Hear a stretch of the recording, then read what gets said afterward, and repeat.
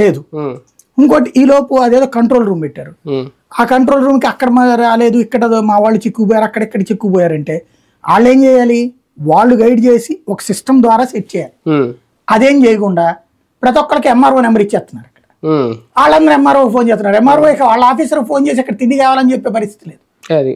Local గా ఉన్న revenue ఆఫీసర్ల నెంబర్లు ఇచ్చేస్తున్నారు. రెవెన్యూ ఆఫీసర్లకు వాళ్ళు ఫోన్ చేస్తున్నారు. వాళ్ళు నేనేం చేయమంటావని వాళ్ళని అడుగుతున్నారు. ఇక్కడ ఎవరిని తిట్టాలి?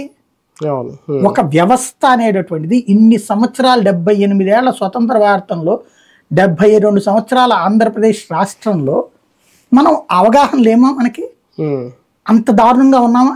ఎన్ని ప్రకృతి వైపరీత్యాలు చూసాం? అసలు ఎంత సింపుల్. నేనే కనీసం కొన్ని వందలు కవర్ చేసి ఉంటా. వరదల్లో జరగాల్సిన పని ఏంటి? ఫస్ట్ పునరావాస కేంద్రాలకి తరలింపు.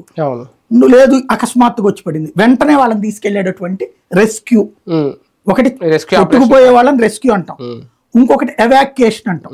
అక్కడ చిక్కుబడిపోయినటువంటి వాళ్ళని రక్షించి తీసుకొచ్చి శిబిరాల్లో ఉంచడం, వాళ్ళకి అక్కడ ఆహారపు ఏర్పాటు. ఆ తర్వాత ఎన్ని రోజులు ఉంటుందో అన్ని రోజుల పాటు కూడా ఆ ప్రాంతంలో శానిటేషన్ జాగ్రత్తగా చూసుకోవడం. ఎవరైతే ఇంకా చిక్కుబడిపోయి అంటే లోపల నుంచి బయటికి రాలేని పరిస్థితుల్లో ఉన్నారో వాళ్ళకి అక్కడికి ఆహారం, మంచినీళ్లు పంపించడానికి ప్రత్యేకమైనటువంటి ఏర్పాట్లు. అది హెలికాప్టర్ ద్వారా వేస్తావా, లేదంటే ఈ ఎక్స్పర్ట్ బోట్ల ద్వారా వేస్తావా?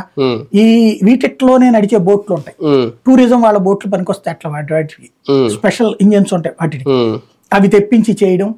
అలాగే వాళ్ళందరికి కూడా ఆహారం అవన్నీ అక్కడికి అందకపోతే ఒకవేళ అప్పుడు ఎట్లా అందదు అనుకున్నప్పుడు హెలికాప్టర్ ద్వారా డ్రాప్ చేయడం. ఇది ఒక ప్రొసీజర్ మనం ఎన్నో దశాబ్దాలుగా చూసేసినటువంటి ప్రొసీజర్. ఇలా కాకుండా ఇప్పుడు అవన్నీ మిస్ అయింది. వాటిట్లో మనం అనుకున్నట్టు జరగల. స్వయంగా చంద్రబాబు గారే చెప్పారు కదా, ఒక్కొక్కరు చెప్తుంటే బాధేస్తుంది, అధికార యంత్రాంగం విఫలమైంది. ఆయనే తిరుగుతుండగా అధికార యంత్రాంగం విఫలం అవడం నాకు అర్థం కాదు. ఆయనే స్వయంగా తిరుగుతున్నాడు, ఇంకా పాలనా యంత్రాంగం విఫలం అంటే ఆయనే పాలకుడు కదా. అందులో విఫలం ఎట్లాగా?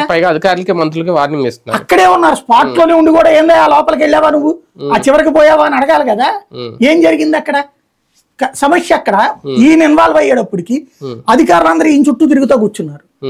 ఈయన సెక్యూరిటీ చూడాలి, ఈయనకి సంబంధించిన వ్యవహారం చూసుకోవాలి, ఈయన్ని సాటిస్ఫై చేసుకునేటట్టు చూడాలి. ఇంకా అక్కడ లోపలికి ఎట్టెళ్తారు వీళ్ళు, పని ఏం చేస్తారు? ఇక వాళ్ళు దాదాపు 5 లక్షల మందికి ఆహారం పంపిణీ చేయడానికి ఏర్పాట్లు చేసి రెడీగా తెచ్చి పెడితే 30% కూడా పంపిణీ చేయలేకపోయాని స్వయంగా ఆయనే చెప్పారు. అసలు ముందు ఫస్ట్ 2 రోజుల దాకా ఫుడ్డే లేదండి. 2వ రోజు కూడా స్వచ్ఛంద సంస్థలు తెచ్చిపెట్టారు. అది కూడా కర్రలు పట్టుకుని బలవంతంగా వచ్చిన